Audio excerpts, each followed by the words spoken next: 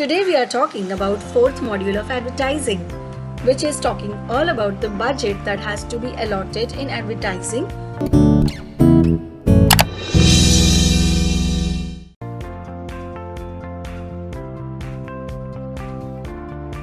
There is a full subject called Media Planning and Management in 6th semester TYBMS, which talks about a similar topic. So, we will be covering this topic in short, just an overview to understand why it is important to allocate a fixed amount of finance for advertising every year for every company. An advertising budget is an estimate of a company's promotional expenditures over a certain period of time. More importantly, it is the money a company is willing to set aside to accomplish its marketing objectives. When creating an advertising budget, a company must weigh the value of spending an advertising cost against the value of the cost recognized as income or revenue. An advertising budget is the part of the company's overall sales or marketing budget that can be viewed as an investment in company's growth. The best advertising budgets and campaigns focus on consumers' needs and solving their problems, not company problems such as an overstock reduction. Before deciding on a specific advertising budget, companies should make certain determinations to ensure that the budget is in line with promotion and marketing goals. We are recording about features of advertising budget. First, tool for market promotion. It is a non-personal form of communication. It is a paid form of communication because advertising is not free. It has a wide applicability because it can be used in every kind of medium. An advertisement once rolled out, it's for a long period of time. So it is a wide applicable and long period kind of thing, advertisement, because once it gets rolled out, it is there for years to come, especially in digital advertising. Of course, there are many objectives in advertising. There can be many forms of advertising, various mediums like I told you. Nowadays, people are using between games or between meetings or with LED connections all around us. So new kinds of advertising are coming every day in market.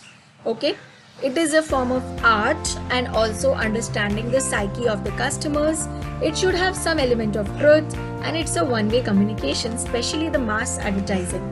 Next, we will be saying the methods and evaluation of budget of advertising.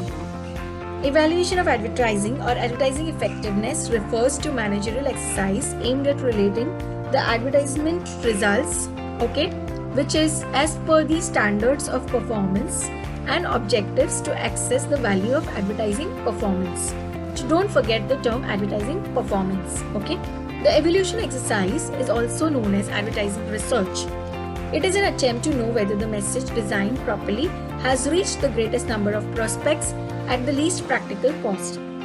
It is an attempt to measure whether the time, talent, and the treasure invested in the creative activity has resulted in attaining the goals of profit maximization to the advertiser and satisfaction to the consumer at large.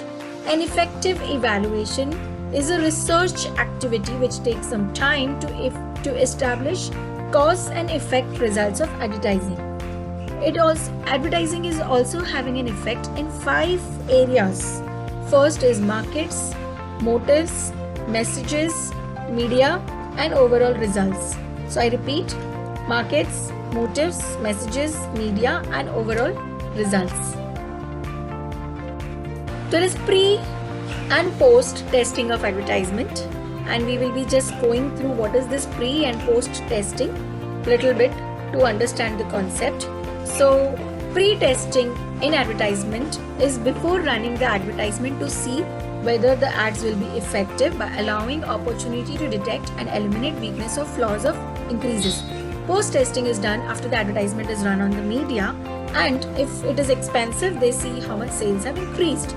Pre-testing is the research that predicts the market performance, how audience will react, will they have attention span, will they link the brand to positive things, will they be motivated to buy, is the advertisement entertaining enough, what part of the advertisement is more visible, is the model used in advertising is applicable to this product or service, Is the communication happening in advertising very clear, and the flow of attention and emotion is perfect or not?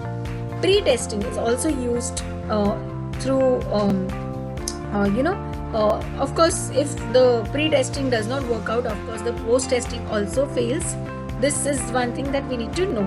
Okay, in post-testing, there with advertisement you can have inquiry forms, coupon response method, prizes, gift, readership survey method. Interviewers visit homes, recalls, ask them whether they recall the brand or not from advertisement. So such recognition techniques. Okay, 50% recall of ads from respondents, recall testing method, sales test method, attitude measurement test method, and views. How many views have happened in advertisement? Okay. Next, we will see a very interesting concept called concept testing versus copy testing. Concept testing marketing. Concept testing to be distinguished from pre-test markets and test markets, which may be used at a later stage of product development research. In this process, the concept of the consumer, the concept that consumer has in his mind is evaluated. While in copy testing, approach is used where the research of effectiveness of the text in the advertisement is analyzed, okay, based on the responses. This form of testing is beneficial for the company to understand the changes required in the ad. Okay. You can see a link of Economic Times talking about this even more. Next, we come to the concept called rural advertising. Rural advertising is a two-way marketing process where there is an inflow of products into the rural markets for production and consumption, and also an outflow of products to urban areas. The rural has been growing consistently over the years when India still has majority population in rural areas, and more than about 800 million people live in villages in India. So that's a big number, right?